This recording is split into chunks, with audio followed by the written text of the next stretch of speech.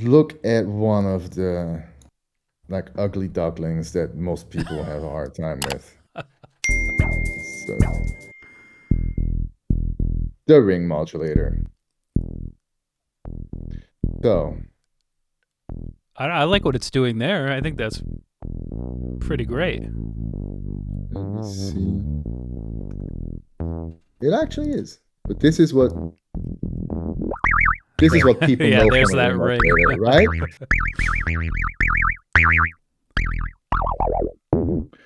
So if you've never used a ring modulator before, and I have to admit, I wasn't a big fan either before we embarked on this epic journey of making the Moogerfooger plugins.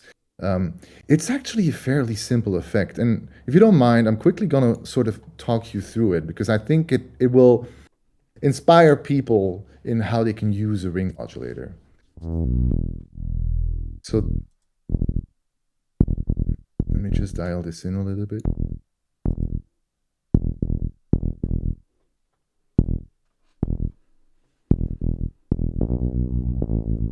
So you can hear it now. It's basically a tremolo,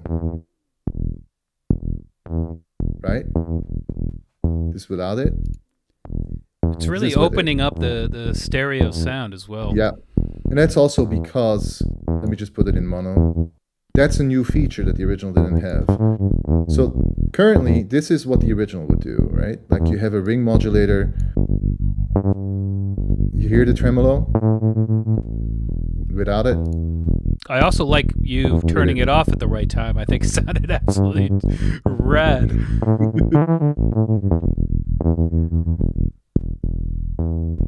So now, one of the things we can do is having the carrier oscillator, and I was so happy when we found that out. So we've got this LFO that is modulating the amplitude, so making that tremolo effect of the original signal.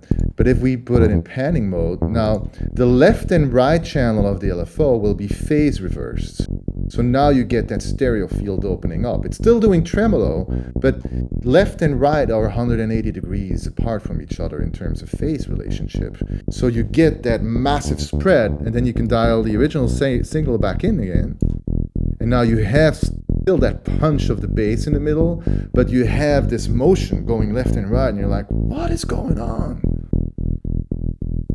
That's without it. This with it. So, and then obviously, so yeah, go ahead. In the beginning example, you actually had it on, what was it, reverse? So would the reverse just switch the polarity of those? Yeah, so in panning, right will be 180 degree reversed, reverse left will be 180 degree reversed. Okay, yeah, I can hear it when you, So it sort of, it changes the direction of the motion as it goes from left to right in your ears. So now sort of like, it's sort of twisting to the other side.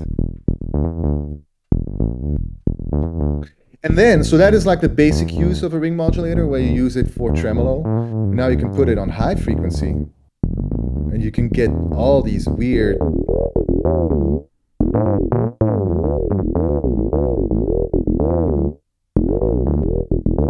like I really like, one of my favorite things, like obviously this, everyone has just a blast with these plugins and figuring out different ways. What I like doing is get these crazy like freak box and ring modulator sound coming in and then just dialing in a little bit in the back, and now you've got this weird like sci-fi distortion effects going on while you have this powerful bass, and they're perfectly related to each other.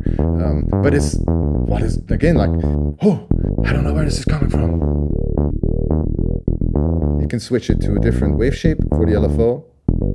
You can see this is like a little bit edgier because it's like a pulse wave. I'll go back to sine wave. I'll go back to tremolo.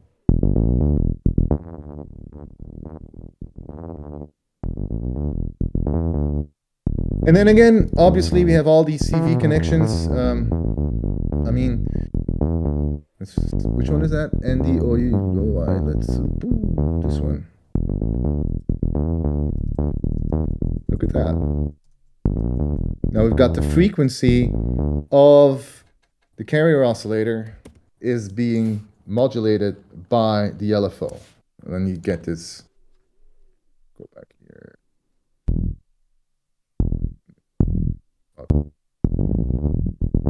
Here, there's frequency going on. This is without it. I'm not dialing that in.